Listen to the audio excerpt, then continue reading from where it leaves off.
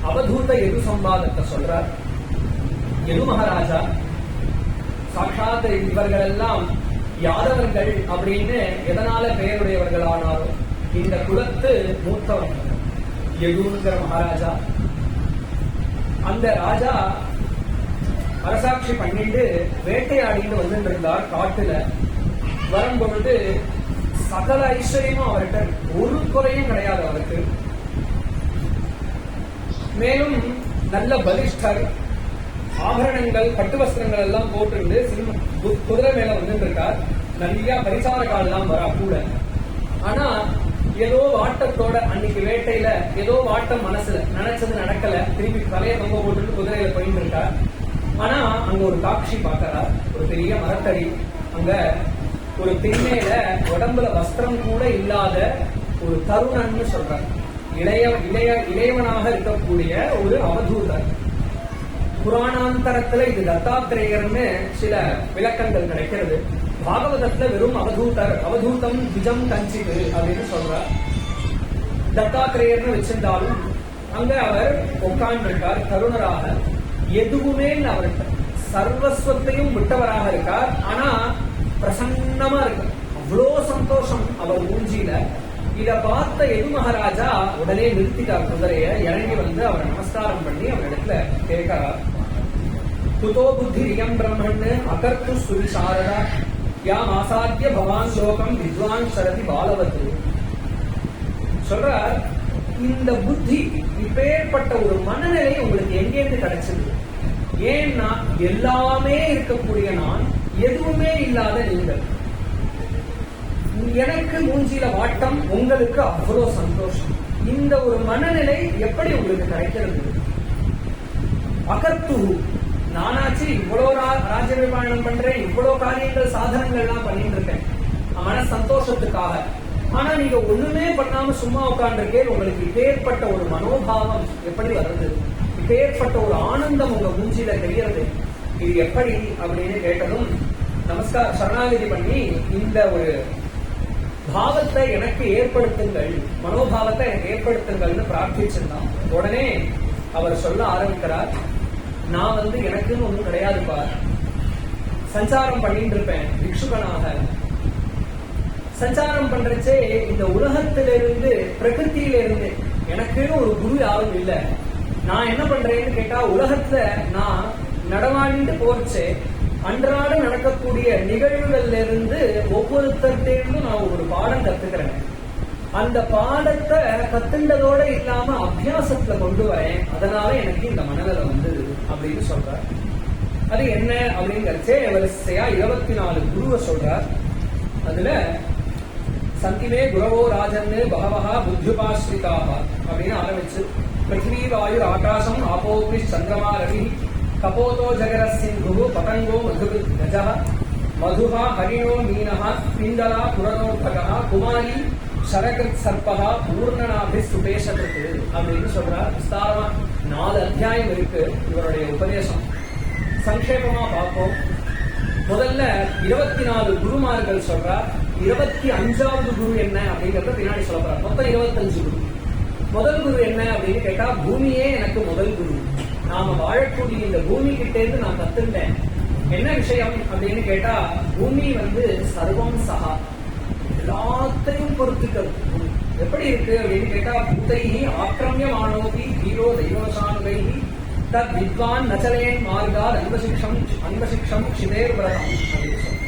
பூமி எப்படி இருக்குன்னு கேட்டா, மிச்ச பூதங்கள் அதாவது பிராணிகள் எல்லாம் ஆக்கிரமணம் பண்றது. ஒருத்தன் பெரிய பெரிய கட்டடம் கட்டுறதுக்காக தோன்றான், யானை நடக்கிறது, எவ்வளவு விஷயங்கள், தாங்க முடியாத விஷயங்கள் என்னவோ நடக்கிறது பூமியில. அவ்வளவு ஆக்கிரமணம் பூமிக்கு இருந்தாலும், பூமி மேல பலமூத்திரங்களை விசர்ஜனம் பண்ணாலும் எல்லாத்தையும் இந்த பூமி பொறுத்துக்கிறது. அப்போ பாரபட்சமே இல்லாத பொறுமை அப்படிங்கறத பூமியின் இடத்துல வேண்டப்பட்டவன். இவன் தர்மாத்மாவா இருக்கான், அதனால இவன் நடந்தா நான் பேசாம இருக்கேன். இவன் அதர்மாத்மா, அதனால பூகம்பம், இவன் நடந்தா உள்வாங்கிடுவேன் அப்படின்னு இல்லாமல், நல்லது கெட்டது பார்க்காமல், பாரபட்சம் இல்லாமல் இவள் அந்த பூமி எப்படி எல்லாத்தையும் பொறுத்துக்கிறாளோ அதை நான் பூமியில் கைந்து கற்றுட்டேன். அப்போ இதெல்லாம் நம்ம ஒவ்வொன்றுக்கும் அத்தியாகாரம் பண்ணிக்கணும். உத்தவனுக்கு பகவான் சொல்றது நமக்கு பிரம்மஜானம் ஏற்படணும் அப்படின்னு சொன்னா படிப்படியா இது எல்லாம் நமக்கு வரணும். ஆத்மகுணங்கள் அதுல சர்வம் சகான்னு சொன்ன முதல்ல சகனம் பூமியிட்டேன்னு கத்துட்டேன். சகனத்தை அபியாசம் பண்றதுனால அதுவும் பிரம்மஜானத்துக்கு ஹேதுவாக ஆகும்.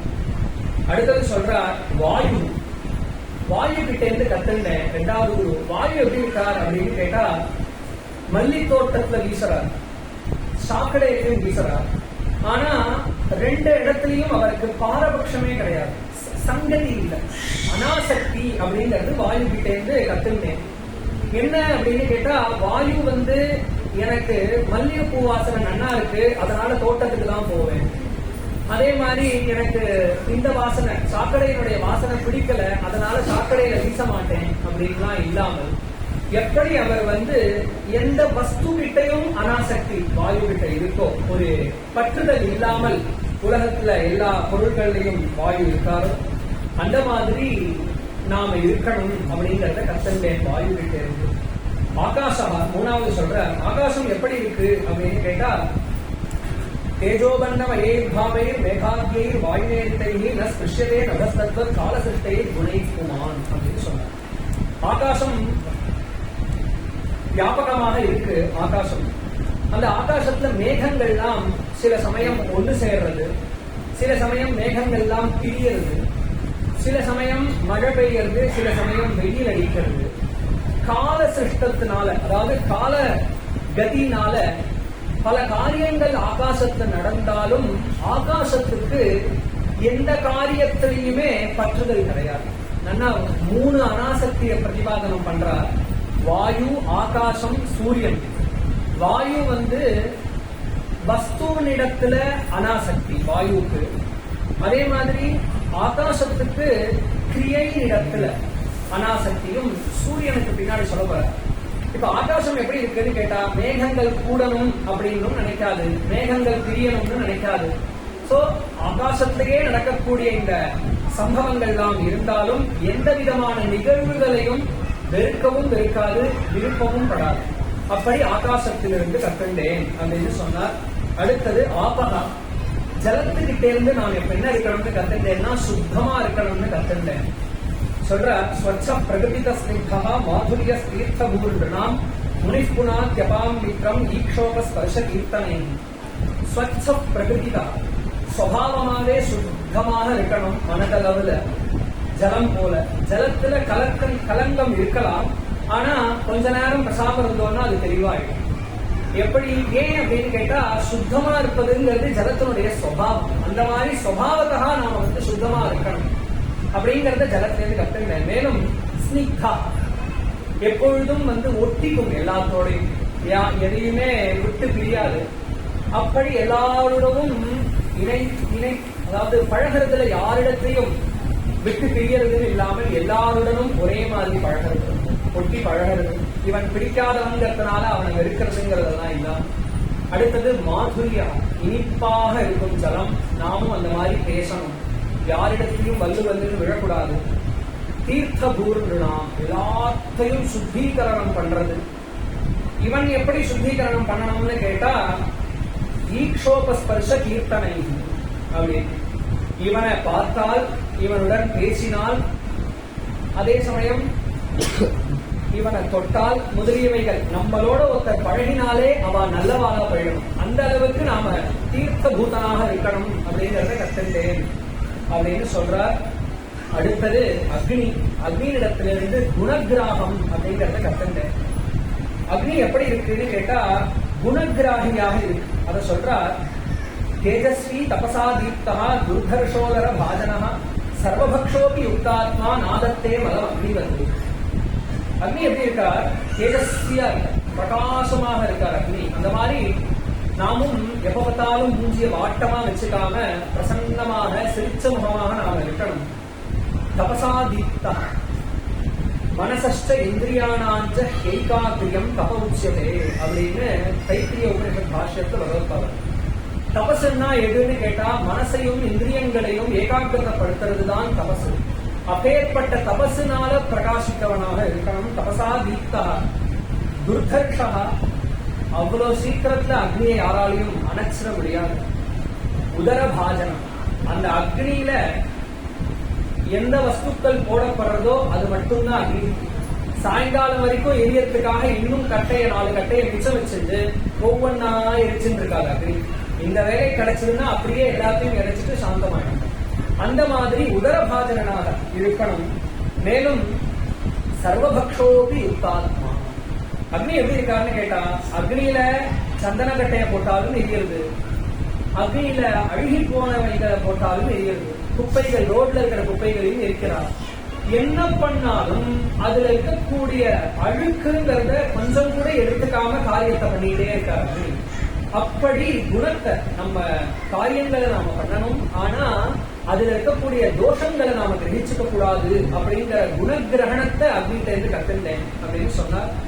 சந்திரமாக, அந்த 6வது குரு சந்திரன். சந்திரன் எப்படி இருக்காரு அப்படின்னு கேட்டா, விசர்காத்யா ஸ்மசானாந்தா பாவா தேகஸ்ய ஆத்மனா கலாநாமிக சந்திரஸ்ய காலேன அவ்யக்தவத்மனா அப்படின்னு சொல்ற. சந்திரன் டேந்து நான் என்ன கத்துட்டேன்னு கேட்டா, உலகத்துல பிறப்பு இறப்புங்கிறது சரீரத்துக்கு தான், ஆத்மாவிற்கு கிடையாதுங்கிறத நான் சந்திரன் டேந்து கத்துட்டேன். எப்படி அப்படின்னு கேட்டா, பௌர்ணம தரிசனத்தன்னைக்கு அமாவாசை அன்னைக்கு சந்திரன் இருப்பதே தெரியல. அடுத்தது பிரதமையிலேருந்து ஆரம்பிச்சா ஒவ்வொரு கலையா வருது சந்திரனுக்கு. பௌர்ணமி அன்னைக்கு பூர்ணமா ஆறா, திரும்பியும் கொஞ்சம் கொஞ்சமா அந்த கலைகள் அழிகிறது. ஆனா அந்த கலைகளுக்கு ஆதாரமான சந்திர பதார்த்தம் என்ன இருக்கோ, சந்திரன் யார் இருக்காரோ அவர் எப்பொழுதும் அழியாமல் அப்படியே இருக்கார். எப்படியோ அந்த மாதிரி வேதாந்தங்கள்ல 6 நிலை ஒவ்வொரு ஜீவனுக்கும் சொல்றார். பிறக்கிறான், வளருகிறான், இருக்கிறான், அதற்கப்புறம் மாறுகிறான், பரிணமத்தை, அப்புறம் வற்றி போகிறான், 6வதா மரணம் அடைகிறான், நாசமாறாங்கிற நிலைகள். அதுதான் சொல்றார். விசர்காத்யா ஸ்மசானாந்தாக பாவாக தேகஸ்ய நது ஆத்மன் அப்படின்னு தெரிஞ்சுட்டேன். எப்படி பிரதம தித்தீய திருத்தீயன்னு சந்திரன் வளர்றார், திரும்பியும் ஃபுல்லாறார், திரும்பி குறைறார். அந்த மாதிரி ஒவ்வொரு ஜீவனும் என்ன ஆறான்னு கேட்டா, பிறக்கிறான், வளர்றான், நல்லா யௌவனத்துல பூர்ணமா இருக்கான், அப்புறம் கொஞ்சம் கொஞ்சமா உடம்பு மாறி போறது, அப்புறம் வற்றி போறது, எலும்பும் தோலுமா ஒத்தி போறது உடம்பு, அதுக்கப்புறம் அழிச்சிடும். சோ ஆபூரியமானம் அபக்ஷீயமானம்ங்கிறது சந்திரனுக்கு எப்படி இருக்கோ அந்த மாதிரி இந்த ஜீவன்களுக்கு அப்படி இருந்த போதிலும் சந்திரன், இந்த கலைகளுக்கு ஆசிரியமான சந்திரன் எப்படி அழியாம இருப்பாரோ அந்த மாதிரி ஆத்மாவுக்கு அழிவு கிடையாதுங்கிறத சந்திரன் இடத்திலிருந்து கத்துட்டேன்னு சொன்னார். அதற்கப்புறம் ரவி, 7வதாக சூரியன். குணைர் குணான் உபாதத்தே யதா காலம் விமுஞ்சதி நதேஷு யுஜ்யதே யோகி கோபிர் தாய்வ கோபதி அப்படின்னு சொன்னார். கோபதின்னு சொன்னா சந்திரன், சூரியன். கோபங்கிறதுனால ரஷ்மி சொல்லப்படுறது, சூரிய கிரணங்கள். அந்த கிரணங்களை உடையவருங்கிற அர்த்தத்துல கோபதி. காஹ அப்படிங்கிறது, அடுத்தது கோபிஹி.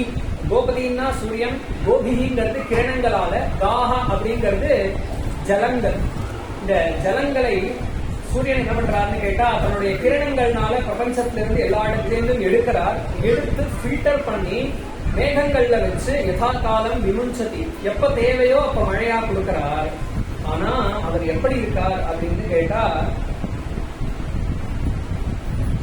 நதேஷு யுஜ்யதே அப்படின்னு சொல்றாரு. ஆனா ஒரு சாதாரணமா ஒரு சின்ன விஷயத்தை கண்டுபிடிச்சா கூட, ஒரு சின்ன செயல் பண்ணா கூட நான் எப்படி பண்ணேன் பார் அப்படிங்கிற எண்ணம் வந்துடுறது. ஆனா சூரியன் சகல ஜகத்துக்கும் தேவையான ஜலங்களை எடுத்து அதை அப்படி ஃபில்டர் பண்ணி நமக்கு உயிராக மழையாக திரும்பி கொடுத்த போதிலும் இதனால எனக்கு என்ன கிடைக்கும், நான் இப்பேற்பட்டவங்கிற எண்ணங்கள் எதுவுமே இல்லாம அவர் கடமை அவர் எப்படி பண்றாரோ அப்படி நம்மளுடைய கர்த்தவியங்களை நாம பண்ணணுங்கிறத சூரியனிடத்திலிருந்து தெரிஞ்சுட்டேன்னு சொன்னார்.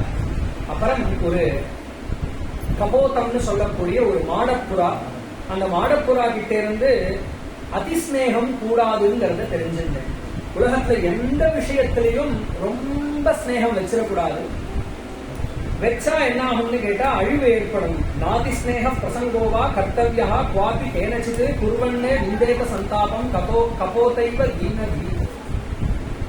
அதுக்கு ஒரு சரித்திரம் சொல்றார். இவரை காட்டில் நடந்து கொண்டே இருக்கிறச்சே முன்னொரு தடவை ஒரு மாடப்புறாவை பார்த்தாராம். அழகான புறா. அது தன் மனைவியோட குஞ்சு கொலாவிட்டு கூடு கட்டி முட்டையிட்டு நித்தியம் அதற்கு போஷணங்கள் பண்ணிட்டு வருது. விசாரமா வர்ணிக்கிறார் அந்த புறாக்கள் எப்படி இருக்குன்னு.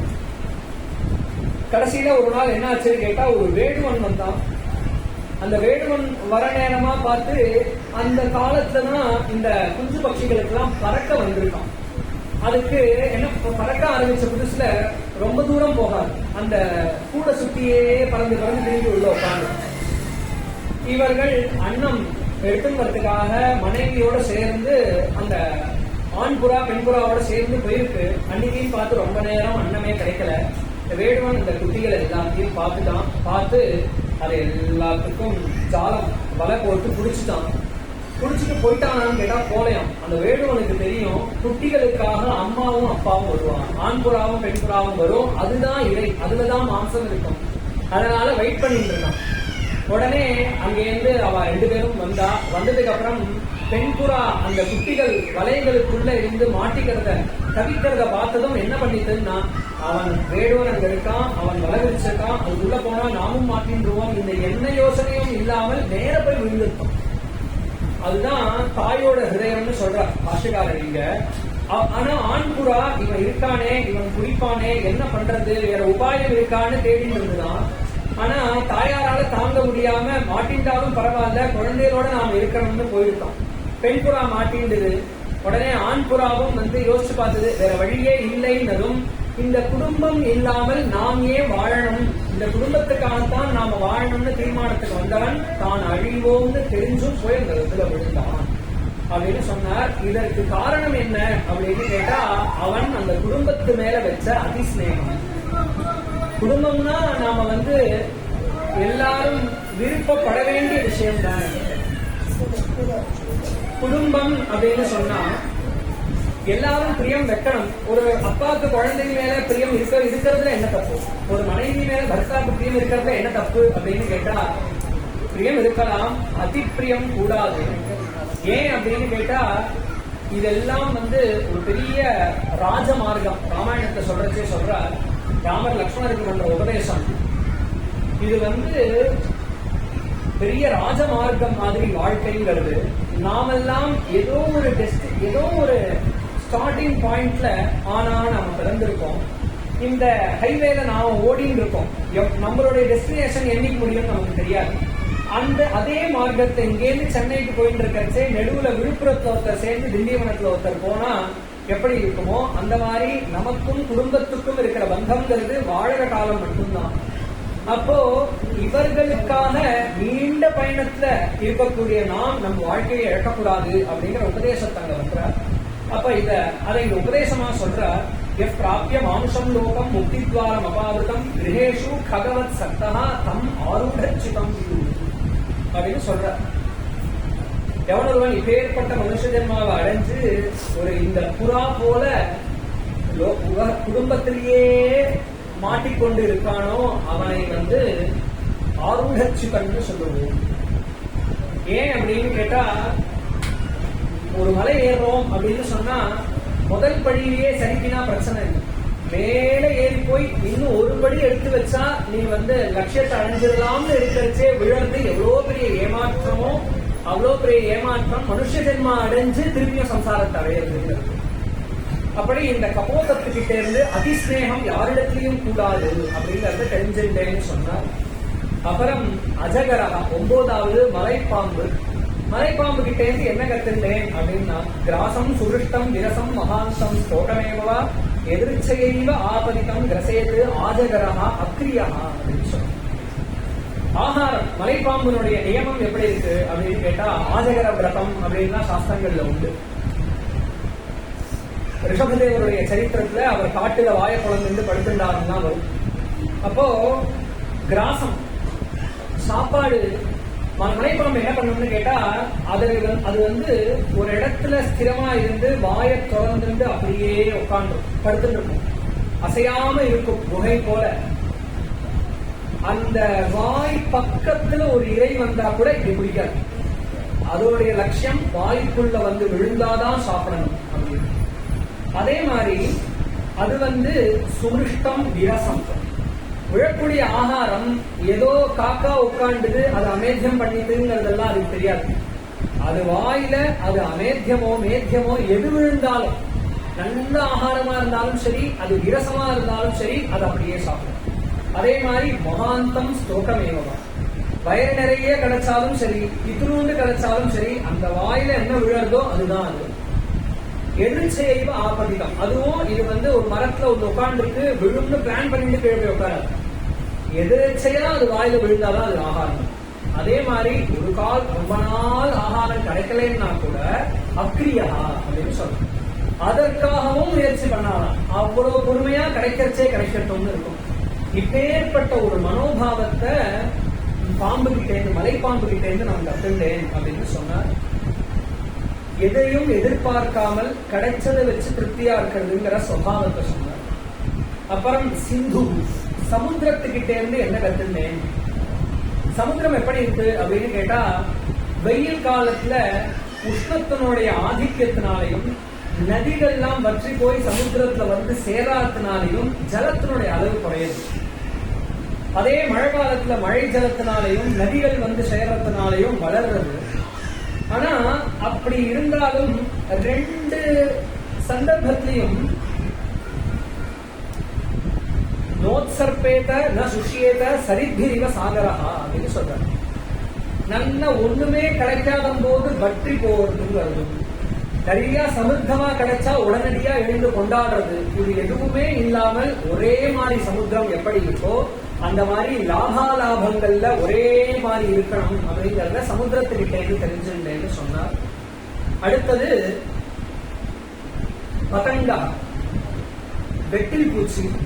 வெட்டில் பூச்சி பிரசித்தமான உதாரணம். விவேக சூடாமணியில கண் பார்வைக்கு, அதாவது சக்ஷுரேந்திரியத்துக்கு, ஒரு சக்ஷுரேந்திரியத்தினால எவ்வளவு சிரமம் நமக்கு வருங்கிறத காத்தத்துக்கு உதாரணமாக பகவத்பாதாலே சொல்லியிருப்பார்.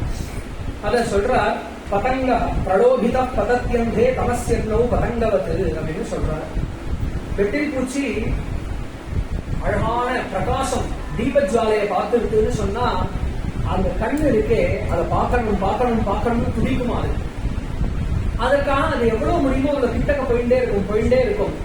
பகவத் கிருபையில எப்பயாவது ஒரு தடவை உயிர் போகாம ரக்க மட்டும் புசுங்கும். அதுக்கு அப்ப கூட ரக்க புசுங்கினா கூட நாம இன்னொரு தடவை இதை பண்ணக்கூடாதுன்னு தோணாது. மிச்சம் இருக்கிற சரீரத்தையும் அப்படியே கொண்டு அந்த நெருப்புல அது விட்டுடுமா. அதுக்கு காரணம் இன்னும் கிட்டக்க போகணும், இன்னும் கிட்டக்க போகணும் அந்த பிரகாசத்துக்கு. கண்ணால் பார்க்கக்கூடிய பொருளை அடையணும் அடையணும் அடையணும்னு போயிட்டே இருந்தா பதங்கம் போல வெட்டில் பூச்சி மாதிரி அழிவாய் அப்படின்னு சொன்னார். அதற்கு அழகா சொல்றார். திருஷ்டுவாஸ்திரியம் தேவமாயாம் தத்தாவை ரசிதேந்திரியா யோஷித் ஹிரண்யா பரணாம்பராதி திரவியேஷு மாயா ரசிதேஷு மூடா பிரலோபிதாத்மா ஹிபபோக புத்தியா பதங்கவம் நஷ்யதி நஷ்டதிருஷ்டி. நமக்கெல்லாம் என்ன அப்படின்னு கேட்டா உதாரணத்துக்கு சொல்றார் யோஷித். ஸ்திரீ, ஹிரண்யம், தங்கம், ஆபரணம், வஸ்திரங்கள், நல்ல பட்டு வஸ்திரம், நடந்து போச்சே ஒரு கடையில வாசல்ல பாத்துட்டோம்னா அப்படியே ஒரு 2 நிமிஷம் பாக்குறது, வாங்கினா தேவலை, இந்த கலர்ல இல்லைன்னு வாங்கிக்கிறது, இப்படின்னு ஆரம்பிச்சதுன்னா ஹிரண்யம் முதலியவைகள். நம்ம கண்ணை இருக்கக்கூடிய பதார்த்தங்கள் என்ன உண்டோ அது பின்னாடி விழாதே அப்படின்னு சொன்னார். இதுக்கு வெட்டில் பூச்சி நமக்கு எடுத்துக்காட்டா அமையிறது. அடுத்தது மதுகிருத்துன்னு சொல்லக்கூடிய வண்டு. அது என்ன பண்றது அப்படின்னு சொன்னா அதுலேருந்து 2 விஷயத்த சொல்றார். சர்வத சாரமாதத்யா புஷ்பேத்யைவ ஷட்பதா அப்படின்னு. அந்த வண்டு என்ன பண்ணணும்னு கேட்டா முள்ளு இருக்கக்கூடிய ரோஜா செடியிலையும் உட்காரும், மிருதுவா இருக்கக்கூடிய மல்லிப்பூடியும் உட்காரும். ஆனா இந்த முள்ளும் அதுக்கு குத்தாது, அந்த மிருதுத்துவமும் அதை அங்க தக்க வைக்காது. ஆனா 2 இடத்துலயும் சாரமான தேனை எடுத்துட்டு அங்கேருந்து கிளம்பிடும். எப்படியோ அந்த மாதிரி நாம சாஸ்திரங்கள் இடத்திலிருந்தும் உபதேசங்கள்ல இருந்தும் நம் முன்னோர்களுடைய வழிநடத்தையிலிருந்தும் சாரத்தை கிரகிச்சுக்கணும் அப்படிங்கறதையும், அதே சந்தர்ப்பத்துல அந்த வண்டுங்கிறது மூக்குக்கு அடிமை. அது என்ன பண்ணணும்னு கேட்டா அது இப்படியே பறந்து போயிட்டே இருக்கும். நல்லா தேன் குடிச்சு மயக்கத்துல தான் போயிட்டு இருக்கும். இருந்தாலும் இப்படியே போச்சு அந்த தாமரை தோட்டத்திலேருந்து ஒரு தேன் வாசனை இருக்கு. உடனே இப்பதானே நன்னா தேன் குடிச்சிருக்கோம் அப்படின்னு தோணாது. அந்த தேனை ஒரு மூந்து பார்த்தா என்ன அப்படின்னு அதுக்குள்ள போகணும். போனா அஸ்தமிச்சு அந்த தாமரை அப்படியே மூடிடும். மூச்சு விட முடியாம காலம்புற தாமரை விகசிக்கச்சே மரணம்.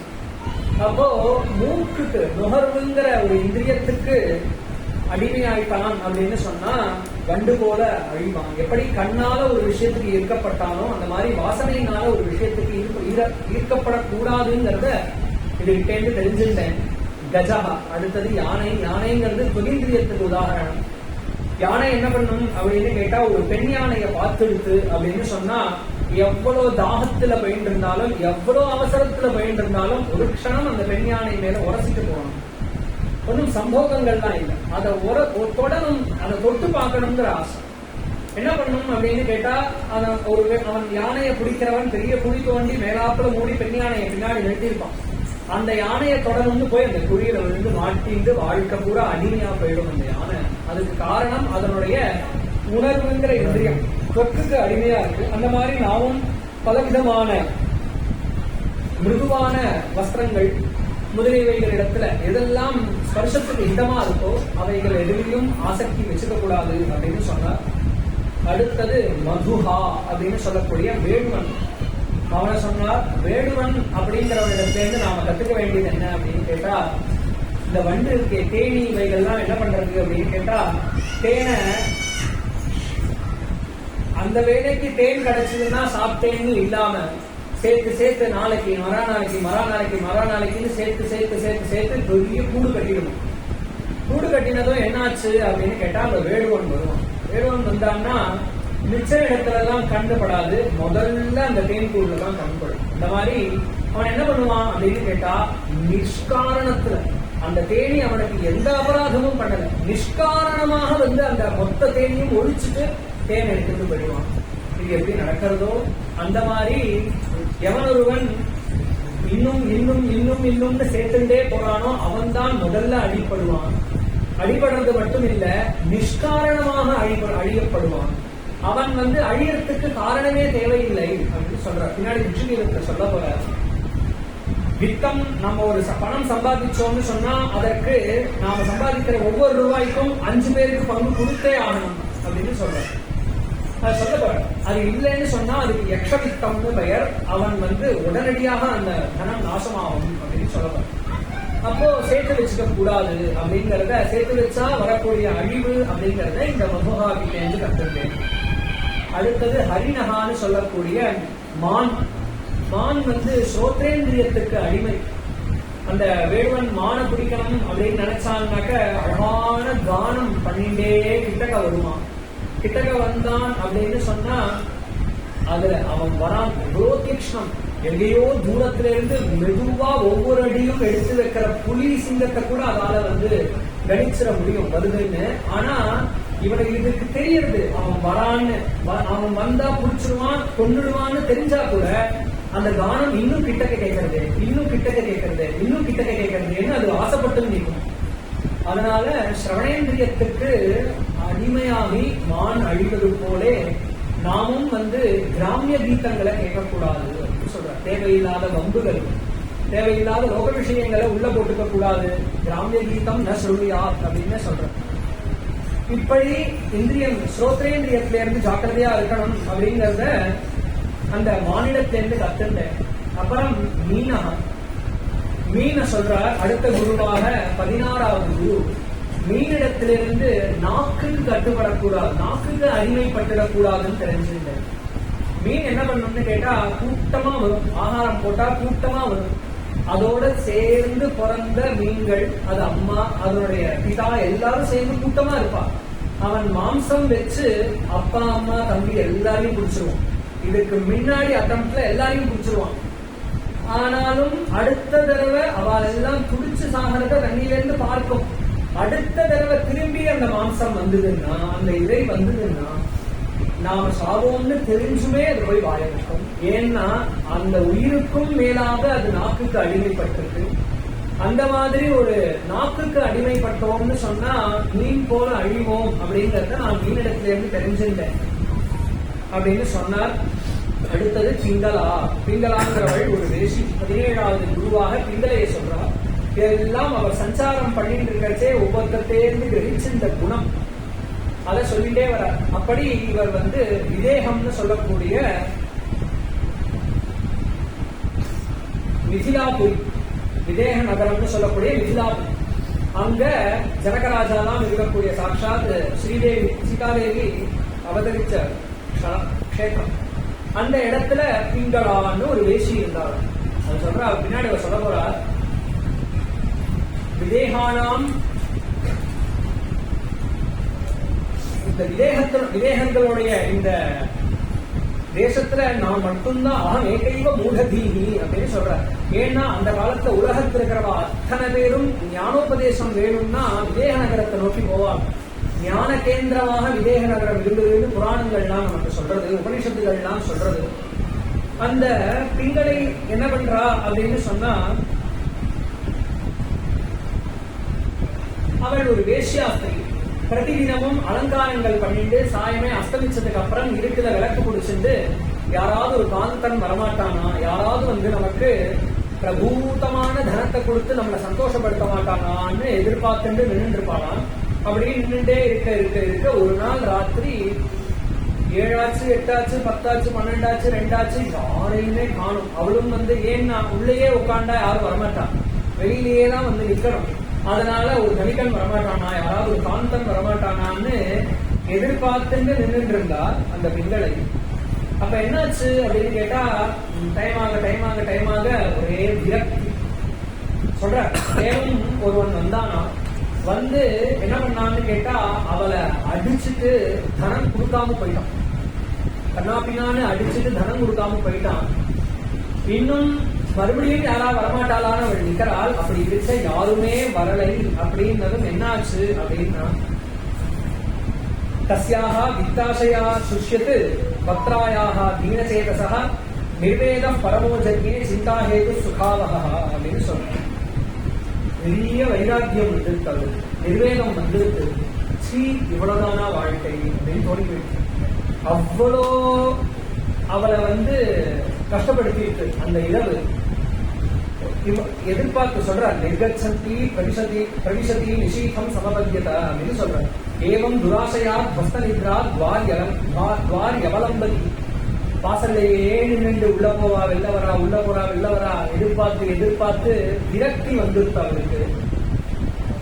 சரி அப்படின்னு தோணி போய் கடைசியில என்ன பண்றார் அப்படின்னு கேட்டா, அபோமே மோகவிதத்தும் பஷ்யத அபிஜிதாத்மனா யா காந்தாது அசதக்காமும் காமையே ஏன பாதிச்சா. அசத்தான காந்தர்களை எதிர்பார்க்கிறேன், அவளிடத்திலிருந்து நான் காமத்தை எதிர்பார்க்கிறேன். சந்தம் சமீபே ரமணம் ரதிப்பிரதம் புத்தப்பிரதம் நித்தியமிமம் விஹாய அகாமதம் துக்க பயாதிசோக மோகப்பிரதம் துச்சமகம் பதேக்ஞானம். சந்தம் சமீபே ரமணம், பகவத் கிருப அவளுக்கு வெறும் என்னடா இதுங்கிற விரக்தி மட்டும் இல்லையா, உள்ளுக்குள்ள ஆத்மாங்கிற ஜீவன் அந்த பகவான் நமக்குள்ளேயே இருக்காங்கிற எண்ணம் வந்துருத்தான். சொல்றார் சந்தம் சமீபே ரமணம் ரதிப்பிரதம். இந்த காந்தர்கள்லாம் வருவாளா நான் எதிர்பார்க்கிறேன். ஆனா என்னை விட்டு பிரியாம என்னுடைய ரதிப்பிரதனான காந்தன் எனக்குள்ளேயே இருக்கானே. மேலும் சொல்றார் வித்தப்பிரதம். யாருமே 4 காசு சம்பாதிச்சாலுமே அதற்கு காரணம் உள்ள இருக்கக்கூடிய ஜீவன் இருப்பதால் தானே. அப்ப எல்லாருக்கும் வித்தப்பிரதனாக அவர் தான் இருக்கார். ரதிப்பிரதன், என்ன ஆசை அடையணும்னாலும் அவரால் தான் நாம் அடையணும் அத்தனை ஆசைகள். அப்படி இருக்கக்கூடிய அவரை விட்டுட்டு நான் என்ன பண்றேன்னு கேட்டா, அகாமதம், நமக்கு ஒரு ஆசையை கூட பூர்த்தி பண்ணாத துக்க பயாதி சோக மோகப்பிரதம், துக்கத்தையும் மோகத்தையும் வியாதிகளையும் ஆதிகளையும் சோகத்தையும் மோகத்தையும் கொடுக்கக்கூடிய அசத்காந்தர்களை வெளியில தேடிட்டு இருக்கேனே அப்படின்னு ஒரு க்ஷணம் தோணி போச்சான் அவளுக்கு. உடனே சொன்னார், விதேகானாம் புரேக்கியஸ்மின் அகமேகைவ மூடதீஹி யா அந்யமிச்சந்தி அசத்யஸ்மாத் ஆத்மதாத் காமம் அச்சுதான். ஆத்மதாத், தன்னையே கொடுக்கக்கூடிய பகவான உள்ளேயே வச்சுட்டு நான் வெளியில ஒருத்தனை தேடிட்டு இருக்கேன். அப்படின்னு நினைச்சாலாம். மேபி அவள் விவேக நகரத்துல வேசியா இருந்ததுனால இந்த பாவம் வந்துதா என்று தெரியல. ஏன்னா ஒரு விஷயத்துல வெறுப்பு வரலாம், யாருக்கு வேணாம், என்னடா இது அப்படின்னு. ஆனா அதே க்ஷணத்துல வைராக்கியம், அப்பேற்பட்ட ஒரு ஞானம் வரும் அப்படிங்கிறதுக்கு பகவத் கிருபதான். அது அவரே சொல்றார், நூனமே பகவான் பிரீதா அப்படின்னு சொல்றார். நிச்சயமா எனக்கு பகவானுக்கு பிரியம் ஏற்பட்டிருக்கு, அதனாலதான் இப்ப ஏற்பட்ட பாவம் எனக்கு வந்தது. அதனால நான் என்ன பண்றேன் அப்படின்னு கேட்டா, சம்சார கூப்பே பதிதம் விஷயைஹி முஷிதேக்ஷணம் கிரஸ்தம் காலாஹினாத்மானம் ஓன்யஹா திராத்தும் அதீஸ்வரா. அந்த பகவானை விட்டா இந்த சம்சாரம்னு சொல்லக்கூடிய ஆழ்கணர், அந்த கணர் எப்படி இருக்குன்னு கேட்டா இருட்டா இருக்கான். அந்த கடலில விஷயை முஷிதேக்ஷம், எப்படி இந்த கணத்துல ஆழ்கலத்துல கணல விழுந்தா ஜலத்தினாலேயோ இருட்டுனாலேயோ கண்ணு தெரியாம குருடன் போல தத்தளிச்சு முழிப்பானோ, அந்த மாதிரி உலகத்தில் இருக்கக்கூடிய விஷயங்கள் நம்ம கண்ணை மறைக்கிறது. மேலும் சொல்றார், கிரஸ்தம் காலாஹினாஸ்மானம், உள்ள இது மட்டும் இல்லையா, அந்த கிணறுக்குள்ள பெரிய பாம்பு இருக்கும். அந்த பாம்பு இவனை சாப்பிட்டுட்டே இருக்கான், கொஞ்சம் கொஞ்சமா பாதத்திலேருந்து முழுகின்னு இருக்கு. அது என்ன பாம்புன்னு கேட்டா காலம்னு சொல்லக்கூடிய, ஒவ்வொரு க்ஷணமும் அந்த பாம்பு நம்மள விழுங்கிட்டே இருக்கு. இந்த சம்சார கிணறுல நாம கிடப்போம். அப்படி இருக்கக்கூடிய நம்மள இந்த சம்சாரத்தை தாண்டி வெளியில நிற்கக்கூடிய பகவானை காட்டிலும் வேற யார் காப்பாற்ற முடியும்னு புரிந்திருந்தவர். அந்த க்ஷணம் அவர் ஆசாஹி பரமம் துக்கம் நைராசியம் பரமம் சுகம் யதா சஞ்சித்ய காந்தாசாம் சுகம் சுஷ்வாப பிங்களா அப்படின்னு சொல்றார். அவருக்கு புரிஞ்சது ஆசாஹி பரமம் துக்கம், உலகத்திலேயே உயர்ந்த துக்கம். அது மட்டும் இல்லாமல் சர்வ துக்கத்துக்கும் காரணம் என்னன்னு கேட்டா ஆசா, ஆசைதான். பின்ன சுகத்துக்கு என்ன காரணம்னு கேட்டா நைராசியம். எதுவுமே வேணும் அப்படிங்கிற ஆசையே ஒருத்தனுக்கு இல்லைன்னா அவனை ஒண்ணுமே பண்ண முடியாது, எதுவுமே பண்ண முடியாது. நைராசியம் பரமம் சுகம். இதற்கு உதாரணம் யதா, எவ்வாறு இப்பேற்பட்ட ஏசியா இருந்த அந்த உங்களாவும் அந்த காந்தாசான்னு சொல்லக்கூடிய அந்த ஆசையை விட்டு சுகமான வாழ்க்கையில நிம்மதியா எப்படி வாழ்ந்தாலோ அவரிடத்திலிருந்து நான் அதை கற்றுக்கொண்டேன் அப்படின்னு சொல்றார். அதனால நைராசியம் அப்படிங்கிற ஒரு சுபாவத்தை பிங்களையிடத்திலிருந்து கற்றுட்டேன்னு சொன்னார். எதற்கும் ஆசைப்படக்கூடாதுங்கிறத அந்த பிங்களையினுடைய வாழ்க்கையிலிருந்து நாம் கற்றுட்டேன்னு சொன்னார். அப்பேற்பட்ட அந்த பிங்களை 17வது. அடுத்தது சொல்றார் குரரா, குரர பட்சின்னு ஒரு பட்சி. அந்த பட்சிக்கு தான் இருக்கிற பட்சிகள்லயே மாம்சம் உடம்புல ஜாஸ்தி இருக்கும். பொதுவா பட்சிகளுக்கு உடம்புல மாம்சம் கம்மி. பட்சிகள்லயே ஜாஸ்தி மாம்சம் உடைய பட்சி குரர பட்சி. அந்த பட்சிய நிறைய பசிச்சதுன்னா கழுகுகள்லாம் அந்த பட்சியை அப்படியே பறந்து இருக்கச்சே கொத்துமா. கொத்தினா இது என்ன பண்ணும் அப்படின்னு கேட்டா, அது கொத்துறது அதை நாம திரும்பி அடிக்கணும் அல்லது நம்ம மாம்சத்தை நாம காப்பாத்திக்கணும்னா பண்ணாம அது என்ன பண்ண. ஆனா இதுவும் பலிஷ்டமான பட்சி. இந்த குரர பட்சி என்ன பண்ணும் அப்படின்னு கேட்டா, ததாமிஷம் பரித்யஜ்ய சசுகம் சமவிந்தத அப்படின்னு சொல்றோம். சாமிஷம் குரரம் ஜக்ருமு பலினோயே நிராமிஷாக ததாமிஷம் பரித்யஜ்ய சசுகம் சமவிந்தத. ஆனா அந்த பட்சி என்ன பண்ணுமா, என்னிடத்துல இருக்கக்கூடிய இந்த வஸ்து தானே உனக்கு வேணும், இந்தா இதை நீ வச்சுக்கோ அப்படின்னு தியாகம் பண்ணிட்டு சந்தோஷமாக வாழும். அதற்காக போற்றி போட்டு, அதுக்காக சண்டை போட்டு, அதுக்காக மனஸ்தாபப்பட்டு இருக்காங்க. தன் எது அது சம்பாதிச்ச சொத்து இல்ல, தன் சரீரத்தில் இருக்கக்கூடிய ஒரு அங்கத்தையே துச்சமா தியாகம் பண்ணுமா. அப்படி நாமும் வாழ்க்கையில சந்தோஷமாக இருக்கணும்னா அப்பேற்பட்ட தியாக புத்தி நமக்கு வரணும் அப்படிங்கறத குரர பட்சி கிட்ட இருந்து கத்துட்டேன். எந்த வஸ்துமே நமக்கு தான்ங்கிறது நிச்சயமே கிடையாது. கொஞ்ச நாள் நம்ம இடத்துல இருக்கு, அப்படி இருக்கக்கூடிய அந்த வஸ்துக்கு ஆசைப்பட்டு மனசுல சஞ்சலத்தை வளர்த்துக்காரு அப்படின்னு சொன்னார். அடுத்தது அர்ப்பகா, குழந்தை கிட்ட இருந்து நான் என்ன கத்துட்டேன் அப்படின்னு சொல்றேன். துவாவேவ சிந்தையாமுக்தோ பரமானந்த ஆப்ளுதோ யோ விமுக்தோ விமுக்தோ ஜடோ பாலஹா யோ குணேபிய பரங்கதா அப்படின்னு சொல்றேன். உலகத்திலேயே பிரம்மஜானியினுடைய சுவாவத்தை குழந்தைகிட்ட தான் பார்க்க முடியும் அப்படின்னு சொல்றாரு இந்த ஸ்லோகத்தில். யோ குணேபிய பரங்கதா யோ விமுக்தோ ஜடோ பாலஹா துவாவேவ சிந்தையாமுக்தோ அப்படின்னு சொல்றாரு. அவளுக்கு எந்த விதமான கவலையும் கிடையாது. கவிழ்ந்து வரக்கூடிய ஒரு குழந்தை, அந்த குழந்தை முன்னாடி வயசாக குழந்தைகளுக்கு காமம் குரோதம் எல்லா இந்திரியங்களும் உத்பவமாகும். அப்ப இல்ல அர்த்தகம் அப்படிங்கிற குழந்தைக்கு பாஷ்யத்தை சொல்றார், எந்த விதமான சேஷ்டைகளும் செய்ய தெரியாத முக்தமான குழந்தை அப்படின்னு சொல்றாங்க. தவழத்துக்கு வரைக்கும் இருக்கக்கூடிய அவஸ்தையை சொல்றாங்க. அந்த குழந்தை என்ன பண்ணணும்னு கேட்டா, அம்மா மெத்தையில போட்டா மெத்தையில தூங்குவோம், தரையில போட்டா தரையில தூங்குவோம். எனக்கு மெத்தை வேணும்னு கேட்காது, தரையில மாட்டேன்னு சொல்லாது.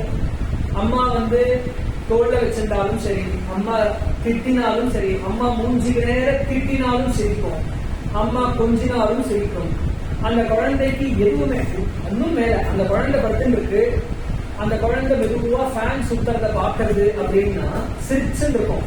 யாராவது ஃபேனை போட்டா உடனே அழாது, உடனே அந்த ஃபேன் சுத்த ஆரம்பிச்சோம், இது அப்படியே பிரசன்னமாயிடும். சோ எந்த கிரியையை அது பண்ணாலும், அந்த கிரியை நடக்காம போனாலும், அந்த கிரியைக்கான பலன் கிடைக்காம போனாலும், எந்த அவஸ்தையிலையும் எந்த விதமான மனோ விகாரமும் இல்லாமல் அந்த குழந்தை இருக்கும். மேலும் சொல்றார், எந்த விதமான சங்கல்பமும் அதற்கு கிடையாது. நாளைக்கு 9 மணிக்கு எழுந்திருக்கணும், நாளைக்கு 10 மணிக்கு எழுந்திருக்கணும், நாளைக்கு லீவு, நாளைக்கு நிறைய நேரம் தூங்குறேன் அப்படிங்கிற சங்கல்பம், நாளைக்கு 4 மணிக்கே எழுந்து காயத்ரி பண்ணணும், எந்த கமிட்மெண்ட்டும் அது கிடையாது. எப்போ முழிப்பு வருதோ அப்ப எழுந்து, எப்ப தூக்கம் வருதோ அப்ப தூங்கிடும், எப்ப சாப்பாடு கொடுக்குறாலோ சாப்பிடும். இந்த மாதிரி ஒரு மனோபாவத்தை குழந்தைகிட்ட இருந்து கத்துட்டேன். சங்கல்ப ரஹிதம், சங்கல்பமே கிடையாது. அந்த சங்கல்பம் இல்லாததுனால சுகதுக்கம், அதற்கு எந்த விதமான துக்கமும் கிடையாது, சுகமும் கிடையாது. சுகம் அப்படிங்கிறதுக்கும் ஆனந்தம்ங்கிறதுக்கும் வித்தியாசம் உண்டு. வெளியில இருக்கக்கூடிய ஒரு பொருள்னால நமக்கு ஒரு சந்தோஷம் கிடைச்சதுன்னா அதற்கு சுகம்.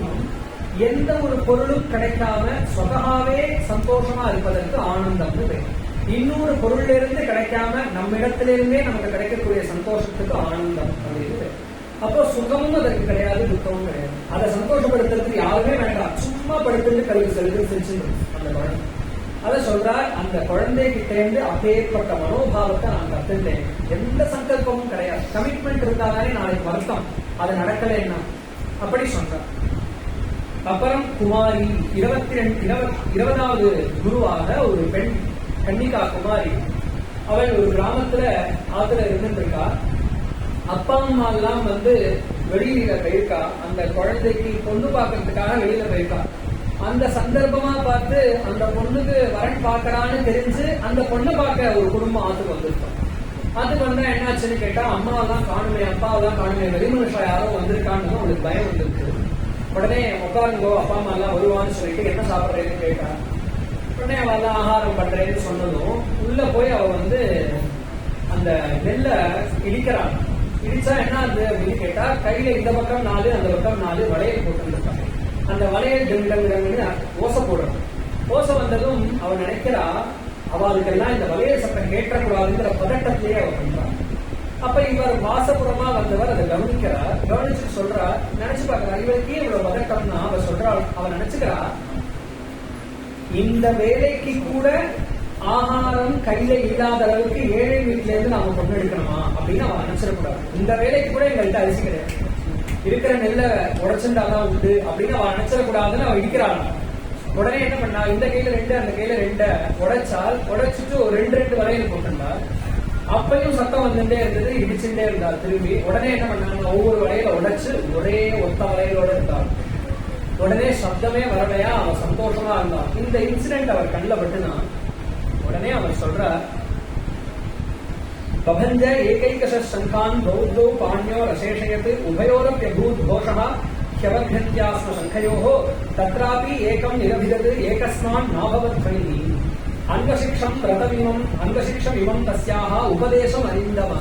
என்ன அவள்கிட்ட உடனே எனக்கு உபதேசம் கிடைச்சது. என்ன அப்படின்னா, வாசே பகூனாம் கலஹ பவேத் வார்த்தா துவயோரபி ஏகையேவ சரேத் தஸ்மாத் குமாரியாயிவ கங்கணஹ அப்படின்னு சொல்றார்.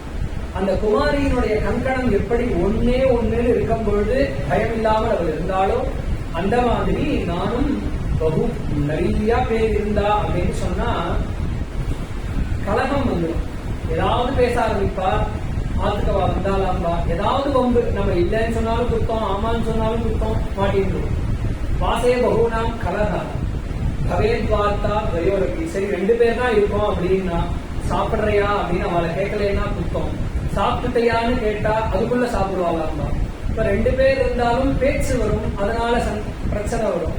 அதனால ஏகையேவ சரே, அதனால தனிமையாக இருக்கணுங்கிறத கற்றுண்டேன். ஏகையேவ சரே தஸ்மாத். அதனால தனிமையில இருந்தால் நமக்கு சந்தோஷம் கிடைக்கும் அப்படிங்கறத சொன்னார். இந்த இடத்துல பாஷ்யக்காரர் சொல்றா, நாம எல்லாரோடையும் இருக்கிறோம், தனியா இருக்கணும்ங்கிறது இங்க வியக்திகதமான அர்த்தம் இல்ல, மானசிகமான விஷயம். சமூகத்துல இருந்தாலும் தனித்து இருக்கணும். அங்க நடக்கக்கூடிய எந்த கிரியாகலாபங்களும், அங்க நடக்கக்கூடிய எந்த காரியங்களும், எந்த சந்தர்ப்பங்களும், எந்த இன்சிடென்ட்டும் நம்மளை பாதிக்க கூடாது. நம்ம தனித்து பிரசன்னமா இருக்கணும், அதுதான் முக்கியம் அப்படின்னு சொல்றாரு. ஏன்னா பின்னாடி ஏகாந்தித்துவம் திரும்பி சொல்லப்படுற சர்ப்பத்துக்கிட்ட இருந்து தனியா இருக்கணும்ங்கிறத கத்துக்கிட்டேன்னு. அதனால மானசிகம் பௌத்தமாக நம்ம ஒரு குரூப்ல இருந்தாலுமே மனசளவுல நாம ஏகாந்தியா இருக்கணும் அப்படிங்கறத இதனுடைய தத்துவம் அப்படின்னு உபதேசம் பண்ணார். அடுத்தது சரக்கிருத் அப்படின்னு சொல்லக்கூடிய 21வது அம்பு பண்ணக்கூடியவன், பட்டறையில அம்பு பண்ணக்கூடியவன். அவன் எப்படி இருக்கான் அப்படின்னு கேட்டா, ததைவ யதா இசுகாரஹா நிருபதிம் பிரஜந்தம் யசோததாத்மா நரதர்ஷ பார்ஷ்வே. அவன் அம்பு பண்ணிட்டு இருக்கான், கூர்மையா அம்பு பண்ணிட்டு இருக்கான். அந்த அம்பு பண்ணிட்டு இருக்கச்சே ரொம்ப ரொம்ப ரொம்ப அவனுக்கு அதுல ஏகாகிரதை இருக்கணும். அந்த நுனி இருக்கே அது கொஞ்சம் வலது பக்கமோ இடது பக்கமோ வந்துருக்கு அப்படின்னு சொன்னா அது நேர போகாது, கிராஸா போகும். அதனால ரொம்ப ரொம்ப ஏகாகிரதையா பண்ணுவார். அப்படி அவன் பண்ணிட்டு இருக்கச்சே ராஜா வரானும், அந்த வழியா அந்த தெரு வழியா ராஜா போறான். ராஜா வரான்னு சொன்னா எல்லாரும் எழுந்து வெளில நிக்கணும் சட்டம். ஆனா அவன் மதிக்காம உள்ளே இருந்தான். எப்படி இருந்தான் அப்படின்னு கேட்டா, ராஜா சாதாரணமா நடந்து போறவன் இல்ல, தேவி முழக்கங்களோட ராஜா வராங்கிற இதெல்லாம் முழங்க சப்தம் முழங்க அவன் வருவான், பகாட்டோபத்தோட வருவான் ராஜா. அவ்வளவு தேவி சப்தம் கூட அவனை திரும்பி பார்க்க வைக்கலையும், அவனுக்கு அந்த வந்ததே தெரியலையாம். அப்படி பார்த்தான் அவன். எப்படி இவன் இந்த மாதிரி இப்பேற்பட்ட ஆரவாரத்திலையும் அவன் எப்படி ஏகாகிரதையோட இருக்கானோ அந்த மாதிரி இருக்கணும்ங்கிறத அவன் கத்துண்டேன். அதை சொல்றார், ததைவ ஆத்மனி அவருத்த சித்தா நவேத கிஞ்சித்து பகிரந்தரம்பா. அப்படி பகவானிடத்துல எஸ்மின்னு மனோலப்த பதம் அப்படின்னு சொல்றார். அப்படி பகவானிடத்துல மனசை நாம செலுத்தினோம்னா எப்படி செலுத்தணும்னு கேட்டா, வெளியில ஒருத்தர் பேசினாலும் சரி, உள்ளுக்குள்ளேயே பல எண்ணங்கள் எழுந்தாலும் சரி, பகிரி அந்தரம்பா நவேத கிஞ்சித்து, கொஞ்சம் கூட தெரியாத அளவுக்கு ஏகாகிரதையாக இருக்கணுங்கிறத அந்த சரக்கு கிட்ட இருந்து நான் கத்துட்டேன் அப்படின்னு சொன்னார். அடுத்தது சர்ப்பகா. இந்த சர்ப்பம் எப்படி இருக்கு அப்படின்னா, ஏகசாரி அனிகேதஸ்யா அப்ரமத்தோ குஹாசயா அலட்சியமான ஆச்சாரைகி முடி ஏகோல்ப பாஷணம். பல நல்ல குணங்கள் இருக்கான் சர்ப்பத்துக்கிட்ட. என்னன்னு கேட்டா, ஏகசாரி எப்பொழுதும் தனியாகவே இருக்கும், கூட்டம் கூட்டமா பாம்பு வரவே வராது எப்பொழுதும். மேலும் அனிகேதா, அதற்கு ஒரு இடம் கிடையாது. சர்ப்பகா பரகதம் வேஷ்ம பிரவிஷ்ட சுகமேதே, எப்பொழுதும் பெருசாலிதான் அதுக்கு இன்ஜினியர், அதை கட்டி வச்சிடும், இது போய் சௌகரியமா தங்கிடும்.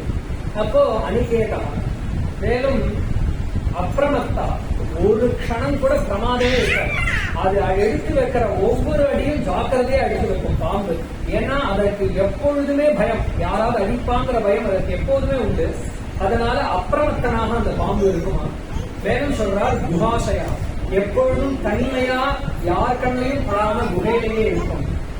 அலட்சியமான ஆச்சாரையும், ஒரு பாம்பு நெறியதும் ஒரு பாம்பு பார்க்கிறதையும் வச்சு அது நல்ல பாம்பா கெட்ட பாம்பான்னு சொல்லவே முடியும். அதோட ஆச்சாரத்தை வச்சு அது நல்லதா கெட்டதான்னு கணிக்கவே முடியாது. நம்மள அதே மாதிரி நம் நடத்தையை வச்சு இவன் நல்லவன் கெட்டவன் கணிக்க முடியாத அளவுக்கு நாம உள்ளுக்குள்ள கம்பீரனாக இருக்கணும், ஆழமாக நம்மளுடைய ஹிருதயம் இருக்கணும் அப்படிங்கிறது சொன்னார். இப்படி முனிகி ஏகமா அல்பபாஷம், தனியா இருக்கணும், கம்மியா தான் பேசும், தவக்கிற மாதிரி சத்தம் போட்டுட்டே இருக்காது. எப்ப தேவையோ அப்ப குஷ்னு ஒரே சத்தம், அவ்வளவு. அந்த மாதிரி இருக்கணுங்கிறத பாம்பு கிட்டேருந்து கத்துட்டேன். முக்கியமா ஏகசாரி, தனியாக சஞ்சாரம் பண்ணுவதும், தனிமையாக ஏகாந்தமா இருப்பதும், அல்பபாஷணமாக இருப்பதும் முதலியவைகளை சர்ப்பத்துக்கிட்டேருந்து கத்துட்டேன் அப்படின்னு சொன்னார். அடுத்தது ஊர்ணநாகி அப்படின்னு சொல்றார். 8 கால் பூச்சியை பார்த்தேன். 8 கால் பூச்சி கிட்ட இருந்து நான் என்ன கத்துட்டேன் அப்படின்னு கேட்டா, அது என்ன பண்றது அப்படின்னு கேட்டா, யதோர்ணனாபிஹி ஹிருதயாத் ஊர்ணாம் சந்தியஜ்ய வக்ரதः தயா விஹிருத்ய பூயஸ்தாம் கசத்யேவம் மகேஸ்வரா. சாஸ்திரங்கள்ல எல்லாம் பகவான் தான் இந்த ஜெகத்தை சிருஷ்டி பண்றார். அவர் தான் சர்வ வியாபகமாக இருந்து இந்த ஜெகத்துல இருக்கார். திரும்பி தன்னிடத்திலேயே எல்லாத்தையும் லயம் பண்ணிக்கிறாருங்கிறத பார்த்திருக்கேன். ஆனா கண்ணுக்கு எழுத்தாப்புல நடக்கக்கூடியது இந்த எட்டுக்கால் பூச்சியினுடைய கிரியை. அதிலிருந்து சாதாரண எட்டுக்கால் பூச்சிக்கே இப்பேற்பட்ட சக்தி இருக்கும் பொழுது சர்வசிரஷ்டாவான ஈஸ்வரனுக்கு ஏன் இருக்காதுன்னு நான் புரிஞ்சுட்டேன். அப்போ எப்படி அது அந்த எட்டுக்கால் பூச்சி தான் வாழறதுக்கு இடத்தை வேற வஸ்துவால கட்டுறது. நாமெல்லாம் எப்படி செங்கல் மணல் முதலியவைகளை வெளியிலிருந்து கிடைக்கக்கூடிய ஒரு பொருளை வச்சு நாம கிரகம் கட்டுறோமோ அந்த மாதிரி இல்லாம தன் வாக்குல இருந்தே ஜெகத்தை அது இடத்தை கட்டிக்கிறது, பின்னிக்கிறது.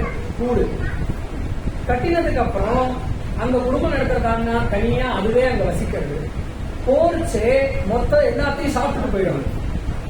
அங்க எப்படி இருக்கோ அதே மாதிரி பகவான் வேற வஸ்துவையே அபேட்சிக்காம தன்னிடத்திலிருந்தே ஜெகத் சர்வத்தையும் சிருஷ்டி பண்ணி தானே அந்த லீலைய பண்ணி தானே சர்வத்தையும் கிரசிக்கிறார் அப்படிங்கறத எட்டுக்கால் பூச்சி கிட்ட இருந்து தெரிஞ்சுட்டேன் அப்படின்னு சொன்னார். அடுத்தது 24வது சுபேஷகருக்கு அப்படின்னு இந்த குழவி இருக்கு இல்லையா, அதற்கு சுபேஷகருக்கு பெயர். புழுக்கு கீட்டம் அப்படின்னு பெயர். இதனால என்ன தெரிஞ்சுக்கணும் அப்படின்னு கேட்டா தியானம் பண்றது எவ்வளவு முக்கியம் அப்படிங்கறத தெரிஞ்சுட்டேன்னு சொல்றேன். இவ்வளவு குணங்கள் சொல்லப்பட்ட இவ்வளவு குணங்கள் எல்லாத்த காட்டிலும் தியானம்ங்கிறது ரொம்ப ரொம்ப ரொம்ப அவசியம் அப்படின்னு சொல்றார். அந்த குழு கீட்ட பேஷஸ்கிருதம் தியாயம் துர்யாம் தேன பிரவேசிதா. அந்த புழு ஒண்ணு இருக்கும், அப்படியே சஞ்சாரம் பண்ணிட்டு இருக்கும். இந்த குழவி என்ன பண்ணணும்னு கேட்டா அந்த புழு அப்படியே கொத்திட்டு போய் தன்னுடைய கூடுல வச்சுட்டு அடுத்த இதை கிடைக்குமான்னு பார்க்க போயிடும். இந்த புழுக்கு தெரியும் அந்த குழவி நம்ம சாப்பிட போகுது, எப்ப வருமோன்னு நினைச்சுட்டே இருக்குமா. அப்புறம் என்ன ஆகும்னு கேட்டா கீட்ட பேஷஸ்கிருதம் தியாயம்னு குத்யாம் தேன பிரவேசிதா யாதி தத் சாத்மதாம் ராஜன் பூர்வரூபம் அசந்தியஜன் அப்படின்னு சொல்றான். என்ன பண்றான் அந்த குழு என்ன ஆகும்னு கேட்டா கொஞ்சம் கொஞ்சமா அதையே நினைச்சு அது போலவே இதற்கு ரக்கம் முளைச்சிருக்கும். பூர்வரூபம் அசந்தியஜன் அப்படின்னு சொல்றார். இதனுடைய உடம்பும் இதுக்கு நடுவுல இருக்கும், அது போல இதுக்கு ரக்கையும் முளைச்சிடும். இது சிருஷ்டியிலேயே பார்க்கலாம். இது எப்படி உண்டோ அது போல நாமும் பகவானை தியானம் பண்ணி எந்த மாதிரி தியானம்னா கம்சனுக்கு இருந்த மாதிரி தியானம். சொல்றார் கம்சனை பத்தி சொல்றச்சே நின்னாலும் நடந்தாலும் தூங்கினாலும் முழிச்சிருந்தாலும் சாப்பிட்டாலும் படுத்தாலும் என்ன பண்ணாலும் சர்வத்திர கிருஷ்ணனை பார்த்தான்.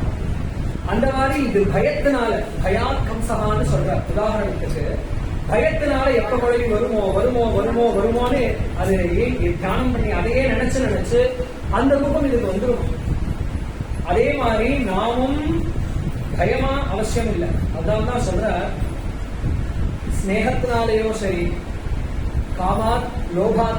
காமத்தினாலேயும் சரி, வைரத்தினாலேயும் சரி, நம்மளுடைய நோக்கம் என்னவா வேணா இருக்கலாம். ஆனா தியானம் பண்ணக்கூடிய பொருள் பகவானா இருந்தா போதுமா. அப்படி தியானம் பண்ண அனவரதம் தியானம் பண்ண நாமும் பகவத் சுரூபமாகவே ஆயிடுவோம். அதற்கு நம்மளுடைய மரணம் வர வேண்டிய அவசியம் இல்லையா. பூர்வரூபம் அசந்தியஜன் அப்படின்னு சொல்றார். இங்கேயே வாழ்ந்துருக்கிற பொழுதே பகவத் சுரூபத்தை நாம் அடைஞ்சிருவோம். அதுதான் ஜீவன் முக்தின்னு சொல்றார். அப்படி இந்த மாதிரி ஒண்ணு தியானத்துக்கு அப்பேற்பட்ட மகிமை இருப்பது அப்படிங்கறத நான் தெரிஞ்சுட்டேன் அப்படின்னு சொன்னார். மேலும் சொல்றார் இந்த 24 குருவும் சொல்லிட்டு 25வது குருவாக சொல்றார். தேகோ குரு மம விரக்தி விவேக ஹேது விப்ரத்ம சத்வநிதனம் சததாரி உதர்க்கம் தத்வான் யனேன விமுஷாமி யதா ததா. தேகோ மம குரு. எல்லாரும் இந்த மனுஷ சரீரம் கிடைச்சிருக்கே, இத ரொம்ப ரொம்ப ரொம்ப கொண்டாடணும். இதுதான் நமக்கு முதல் குரு. இது இல்லைன்னா எந்த தத்துவங்களும் நம்மளால தெரிஞ்சுக்க முடியாது. தத்துவானி அனேன விமர்சாமி. இந்த சரீரம் இருப்பதால் தானே இவ்வளவு விஷயங்கள் சொல்ல முடியாது, கேட்க முடியாது, படிக்க முடியாது, உணர முடியாது. அப்போ இந்த குருஸ்தானத்துல வை அப்படிங்கிறார். ஏன் இந்த குருஸ்தானத்துல வைக்கணும்னா அப்பதான் இது மேல அவ்வளோ ஒரு உயர்வு நமக்கு கிடைக்கும். துச்சமா நினைக்காம இதை நாம உபயோகப்படுத்தினோம். எப்படி நாம ஒரு குருவை அலட்சியப்படுத்தாம அவரோட இருக்கிற நாள்ல பரிப்பிரஷ்னத்தோட நம்ம விஷயங்களை கிரகிச்சுக்கோமோ, அந்த மாதிரி இந்த சரீரம் எவ்வளவு நாள் இருக்கோ அதுக்குள்ள நமக்கு பொற்காலம்னு நினைச்சு நாம இந்த தத்துவங்களை தெரிஞ்சுட்டு பகவத்கீதையை அடைய முடியுங்கிறதுக்காக இந்த சரீரத்தையே குருவாக பாவிச்சுக்கோ அப்படின்னு 25வது குருவாக சொன்னார். அப்படி இந்த சரீரம் கிடைச்சும் எவனொருவன் ஜாயாத்மஜார்த்த பசுகிருத்திய கிரகாப்த வர்கான் புஷ்ணாதி பிரிய சிகீர்ஷுதையா விதன் சுவாந்தே சகிருத் சமம் அவருத்த தனசதேகா சிருஷ்டாசிய பீஜம் அவசீதத்தி விஷதர்மா. எவனொருவன் இந்த சரீரத்தை அடைஞ்சும் மனைவி, குழந்தை, சொத்து, பசுகிருத்தியம் அதாவது பசுபட்சிகள், அதே சமயம் கிருத்திய வர்க்கங்கள், வீடு, ஆப்த வர்க்கம், பந்துக்கள்னு இதுக்கே ஆசைப்பட்டு வாழ்க்கையை நடத்துவானோ அவனுக்கு புஷ்ணாதி பிரியசிகீர்ஷுதையா விதன்மன். அவன் வாழ்க்கையில செய்யக்கூடிய ஒவ்வொரு காரியம் அவர்களுக்கு பிரியம் பண்ணணும்னே பண்ணிட்டு இருப்பான். அவளை அந்த தனத்தினால நன்னா வளர்த்துட்டு இருப்பான் புஷ்ணாதி. இப்படியே பண்ணிட்டு இருந்தா கடைசியில என்ன ஆகும் அப்படின்னு கேட்டா சுவாந்தே அவனுடைய காலம் கடைசியில என்ன ஆகும்? சகிருத் சிரமம் அவருத்த தனம். அவன் கடைசியில அவன் கையில என்ன தனம், அவன் வாழ்க்கை பூரா சம்பாதிச்சான்ல என்ன மிஞ்சித்து அப்படின்னு கேட்டா அவருத்த தனம். ஒரே ஒரு தனம் அவன் கையில மிச்சப்பட்டு இருக்குமா, அவரோதம் பண்ணப்பட்டு இருக்குமா. அது என்னன்னு கேட்டா சிரமம் அப்படிங்கிற தனம். வாழ்க்கை பூரா சிரமப்பட்டதுங்கிறது தான் அவன் சம்பாதிச்சிருந்தான்னு முடியுமா. அவன் வாழ்க்கை திரும்பி பார்த்தா கடைசியில அப்படி இருக்கக்கூடிய அந்த சரீரமாகப்பட்டது சதேகா அது என்ன பண்றதுன்னா ஒரு மரம் போல ஆயிடுச்சு. என்னன்னு கேட்டா ஒரு மரம் தோன்றியது அப்படின்னு சொன்னா அதுல இருந்து ஒரு பீஜம், ஒரு கொட்டை அதனால இன்னொரு பழம் வரும். அதுக்கப்புறம் இந்த மரம் அழிச்சு. அப்போ இன்னொரு மரத்தை உண்டு பண்றதுதான் இந்த விருட்சத்தினுடைய பலனாக போயிடுறது. அந்த மாதிரி இவனுடைய வாழ்க்கையும் சிருஷ்டுவா அஸ்ய பீஜம் அவசீததி விருட்சதர்மா. இவனுடைய சரீரமும் மரம் போல வாழ்க்கை முடியும். ஏதோ குழந்தை பெற்றேன் வளர்த்தேங்கிறதோட வாழ்க்கை முடியும். அந்த மாதிரி ஏற்பட்ட முன்னாடி சொல்லும்பொழுது விவேக சூடாமணியும் ரொம்ப ரொம்ப துர்லபம்னு இதே விஷயத்தை தான் சொன்னார் சரீரத்தை. அடுத்தது விருட்சதர்மா அப்படின்னா மரம் போல அப்படின்னு சொன்னா நிம்மதியா ஒரே இடத்துல இருந்துட்டு போறேன், வேற எந்த கஷ்டமும் கிடையாதோ அப்படின்னு கேட்டா அடுத்த ஸ்லோகத்துல சொல்றார் ஜிஹ்வைகதோம் அபகரிஷதி கரிதர்ஷா சிஷ்ணோன்யதஸ்லோதரம் சிரவணம் குதச்சித் கிராணோன்யதஸ்சபல திருக்வச கர்மசக்தி பக்தியா சபத்னைவ தேகபதி ருணந்தி. ஒரு பல மனைவிகளை கல்யாணம் பண்ணிட்ட ஒரு புருஷன் என்ன பாடுபடுவானோ அந்த பாடுபட்டு இருப்போம். நாம் விருட்சம் போல நிம்மதியா நம்ம இருக்க முடியாது. ஏன் அப்படின்னு கேட்டா ஒரு மனைவி என்னோட தான் இருக்கணும்பா, ஒரு மனைவி என்னோட வெளில போகணும்பா, ஒரு மனைவி நான் சமைக்கிறேன் வாங்க சாப்பிடுவோம்பா. ஒரே சமயத்துல எத்தனை பேர் ஆசையை நிவர்த்தி பண்ண முடியும்? அந்த ஆசைகள் என்னைக்குதான் முடியும்? அப்போ அந்த மாதிரி நாம எப்படி இருக்கோம்னு கேட்டா இந்த சரீரத்தை குருவா பாவிக்கணும். இந்த சரீரத்தை விருட்சம் போல வீணப்படுத்திடக்கூடாது. அதே சமயம் ஜாக்கிரதையாகவும் இருக்கணும். இப்ப குரு நமக்கு கிடைச்சிட்டாருன்னு சாதாரணமா அலட்சியமா இருந்துடக்கூடாது. ஏன் இந்த இருக்கக்கூடிய பெரிய பெரிய ரிஸ்க் என்ன அப்படிங்கறத சொல்றாரு. ஜிஹ்வா ஏகதா அமும் அபகரிஷம். நாக்கு இதை சாப்பிடு அதை சாப்பிடு இதை கொடு அதை கொடு டேஸ்ட் பின்னாடி கொஞ்சம் குடிச்சு இழுக்கிறது. நாக்குக்கு வேணுங்கிறதெல்லாம் சம்பாதிச்சு வரதுக்காக ஒரு பக்கம் ஓட வேண்டி, இன்னொரு பக்கம் கரி தர்ஷா, இன்னொரு பக்கம் தாகம். ஆசைக்காக சாப்பிடுறது ஒண்ணு, பசிதாகத்துக்காக ஒன்று சாப்பிடுறது ஒண்ணு. அப்புறம் சிஷ்ணோன்யதா